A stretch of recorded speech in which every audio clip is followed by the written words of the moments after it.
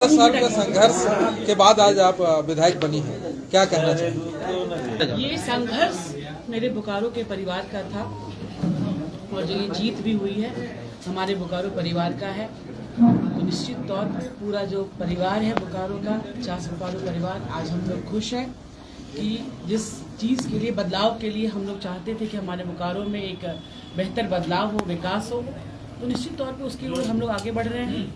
ये पहला कदम है। मुख्य मुद्दा क्या रहेगा आपका? देखिए, 10 साल का जो हमारा कार्यकाल रहा है यहाँ पे, और 2019 के चुनाव में भी, 2014 के चुनाव में भी लोगों ने बहुत अच्छे मतदान के साथ अपने जनप्रतिनिधि चुना था और एक विश्वास के साथ चुना था कि हमारे बोकारो में कुछ बेहतर बदलाव होगा, विकास होगा, लेकिन ऐसा कुछ हुआ नहीं। और अब जब ये बदलाव है, ये परिवर्तन है, तो एक बेहतरी के लिए है। और हम लोगों की, हमारा जो भी, हमने अपने क्षेत्र में जो मेरी समस्याएं हैं, एक जनप्रतिनिधि के तौर पे, एक बहू और बेटी के रूप में जितना जो करना है, मेरा काम, जो मेरा दायित्व है, उसको मैं निर्वहन करूंगी निश्चित रूप में। और मेरे पूरे परिवार को, चास बोकारो जो हमारा परिवार है, उनको हम पे विश्वास है कि हम काम करेंगे। तो निश्चित तौर पे हम लोग सब मिल करके अपने बोकारो को एक नई दिशा की ओर लेकर के जाएंगे। अच्छा, आप पहली महिला विधायक है बोकारो से, महिलाओं के लिए क्या रहेगा? निश्चित तौर पे महिला को जिस तरीके से, मैं तो सिर्फ बोकारो की बात करूँगी क्योंकि बोकारो मतलब मेरा एक, मतलब मेरा क्षेत्र, प्राथमिकता मेरी बोकारो होगी। उस आधार पे हमारे यहाँ महिलाओं को स्वावलंबी बनाने के लिए और उन्हें सशक्त करने के लिए, देखिए, सरकार की तरफ से तो जो योजना होना चाहिए मैया सम्मान के तहत जो उनको मिलना चाहिए वो तो मिल रहा है। उसके बावजूद महिलाएं चाहती हैं, कुछ ऐसी महिलाएं हैं जो काम करना चाहती हैं। हमारे पास ये बातें आई कि नहीं भाभी, हमको काम चाहिए, हमको काम दीजिए। तो निश्चित तौर पे एसएसजी के माध्यम से उन पूरे, आप लोगों को पता होगा, पूरे विधानसभा में, मतलब खैर हर जगह है ये चीज़, महिला समिति चलाती हैं महिलाएं, और उससे अपना लेन देन जो होता है वो करती हैं, और उनका खाता भी चल रहा है। कितने लोगों का तो बैंक में खाता है, बहुत लोगों का खाता नहीं है, तो उनकी जानकारी का अभाव है उनको। तो उन सारी जितनी समिति महिलाएं चला रही हैं, और मेरा जो भी जानकारी, मेरी जानकारी में, मैं जितने अपने विधानसभा में लोगों को, महिलाओं को जान रही हूँ, 99% ऑफ द जो विमेन है, महिलाएं हैं, वो समिति में हैं, कनेक्टेड हैं। बस यही है कि जानकारी का अभाव है, वो सारे जो हैं JSLPS से कनेक्टेड नहीं है, जिसकी वजह से क्या होता है, उनको जो सरकारी लाभ मिलना चाहिए वो नहीं मिल पाता है। तो एक तो वो कनेक्ट कर देना सब लोगों को JSLPS से, और दूसरा जितनी भी महिलाएं जो काम करना चाहती हैं उनको स्वरोजगार से जोड़ने के लिए एक मजबूत कदम हम लोग को। नौकरी की जो व्यवस्था होनी चाहिए थी रोजगार की, वो मिली नहीं उनको, और निश्चित तौर पे इस पे भी हम लोगों को काम करना है और मैं करूँगी। और व्यवस्था हम लोग को इंडस्ट्रियल डेवलपमेंट के बारे में, पहले तो सबसे पहले बियाडा को कैसे हम लोग सुचारू रूप से, जो उनका उत्पादन होना चाहिए, जितना उनको एम्प्लॉयमेंट चाहिए, देना, जनरेट कराना चाहिए वहाँ से, पहले वहाँ पे फोकस करके, उसके बाद और भी हमारे पास व्यवस्था है, उन व्यवस्था को ला करके और हमको इस पे काम, देखिए, एक सही सोच और नीति, बोलते नियत और नीति की जरूरत है काम करने की। बाकी तो व्यवस्था आ ही जाती है कहीं ना कहीं से, या जो योजनाएं लानी है, पहले तो एक सोच होनी चाहिए। तो हमारी सोच है कि हमको पलायन पे रोक लगाना है और इंडस्ट्रियल डेवलपमेंट करनी है। 19 नारायण का 10 साल का कार्यकाल रहा, उसमें आप क्या कमी देख रही हैं?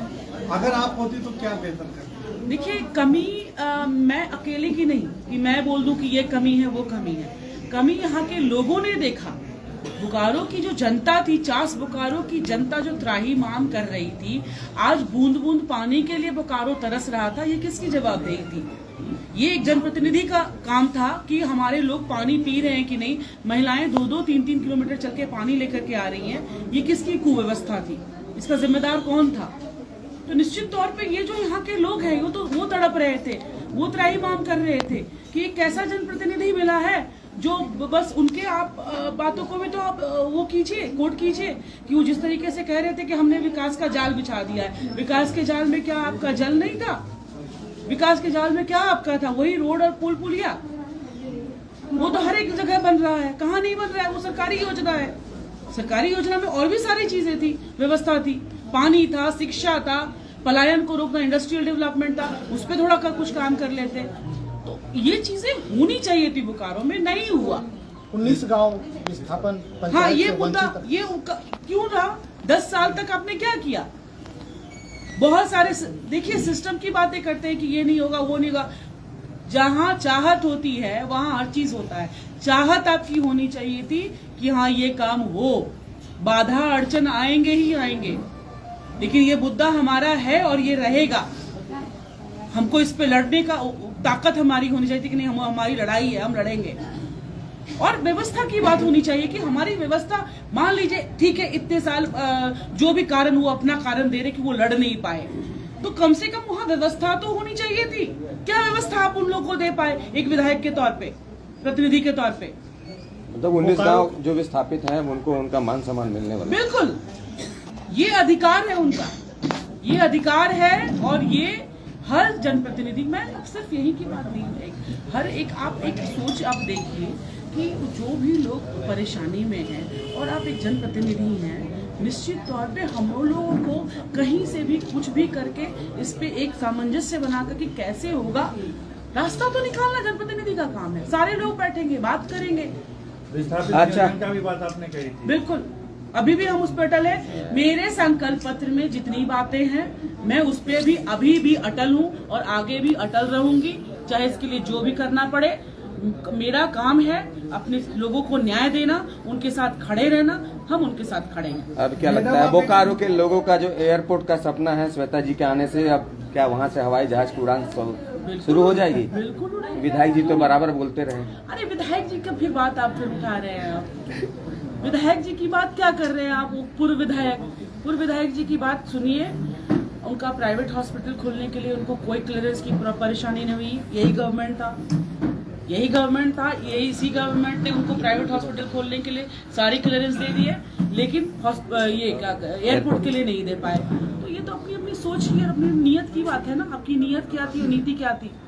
मैडम आप एक महिला हैं और पूरे झारखंड में TRI का रिपोर्ट है कि 1 लाख बच्चियां, दलित, SC, मतलब जो बोलिए ST/SC की बच्चियां, 1,20,000 बच्चे पूरी झारखंड से गायब हैं। तो आप महिला होने के नाते क्या इस पर? सबसे पहले तो इस सरकार में हम लोग महिला आयोग की गठन की बात करेंगे। अभी भी कल भी हम लोग जब बैठे थे, सारी महिलाएं जितनी प्रतिनिधि हम लोग चुन के आए हैं, तो हमारी यही बात हो रही थी कि हम लोग जितना जल्दी ये सब जो प्रोटोकॉल है वो सिस्टम कंप्लीट हो, उसके बाद जब ये वाला चीज़ आए, आयोग की बात आए, तो महिला आयोग की गठन करके एक सशक्त महिला को वहाँ पे खड़ा करके, और जितनी ये सारी चीज़ें हैं और उनकी कमेटी बनती है, जिला डिस्ट्रिक्ट मतलब प्रखंड लेवल तक उनका कमेटी होता है जो इनकी निगरानी करते हैं, जिससे इस पर रोक लग सके। और मैं बताती हूँ हमारे बोकारो में इन सब चीज़ों के लिए हम लोगों को थोड़ा, हर किसी को प्रशासन हो, प्रतिनिधि हो, हर एक व्यक्ति, अगर हम लोग भी अपने अपने जगह पे अपने दायित्व को निभाएंगे और अलर्ट रहेंगे, तो ये जितनी चीज़ें हैं, ये जो हो रहा है, कुव्यवस्था है और गलत चीज़ें हैं, इस पे हम लोग रोक लगा सकते हैं। बिल्कुल मजदूर लोग आरोप ये लगाते हैं मैडम कि हमारा सैलरी 15,000 मिलता है, जो सूत्र से जानकारी मिल रही है। बाद में ठेकेदार उनका 5,000 ले लेता है, महज 12,000 रुपये उनको दिया जाता है। इस पर आप? मैंने इस पे भी बात किया हुआ है। CLC रेट उनको मिलना चाहिए, ये हर एक मजदूर का अधिकार है। और मिनिमम वेजेस के तहत जो तय हुआ है लेबर का, उसको उनको मिलना चाहिए। और इस पे भी हम लोग काम करेंगे, मेरा इंटरफेरेंस इस पे रहेगा और मैं इस पे भी काम करूँगी। दादा की आप बहू हैं, राजनीति के ठहराव आ गया था, अब विधायक बनने जा रही हैं, कितनी बन गई हैं, कितनी उपेक्षित है आप और आपकी जनता? हमारे देखिए, दादा की निश्चित तौर पे बहू होने के साथ साथ पूरी बोकारो परिवार, चास बोकारो परिवार की मैं बेटी और बहू हूँ। इसी नाते सबने मुझ पे भरोसा भी किया है और मैं उनकी उम्मीदों पे पूरा खरा उतरूंगी। मेरा कर्तव्य क्या है ये मैं अपने बहुत अच्छे से जानती हूँ और पूरे संस्कार में रह के अच्छे से हम लोग इस परिवार का जो एक हमारा सपना है, और मैंने पहले भी बहुत बार कहा है इस बात को, हमारा बोकारो एक तरह तरह के फूलों का गुलदस्ता है, इसमें बहुत तरह तरह के फूल हैं। तो इन गुलदस्ते को अच्छे से सजा करके, संवार करके कैसे रखना है, इस बहू और बेटी को बहुत अच्छे से आता है। पहले मैं आपकी बहू और बेटी हूँ, उसके बाद एक जनप्रतिनिधि हूँ, और जनप्रतिनिधि ऐसी हूँ जो हर अधिकार के लिए लड़ना जानती हूँ और अपने परिवार का रक्षा करना भी जानती हूँ। आने वाले समय के लिए 5 साल के लिए मैडम आप बोकारो के लिए खास करके आपका विजन क्या है? विजन मैंने बहुत क्लियर कर दिया है। मेरा आप संकल्प पत्र पढ़ लीजिए, उसमें सारी चीजें लिखी हुई हैं। मैं उसके आधार पर सारा काम करूंगी। हर सवाल बा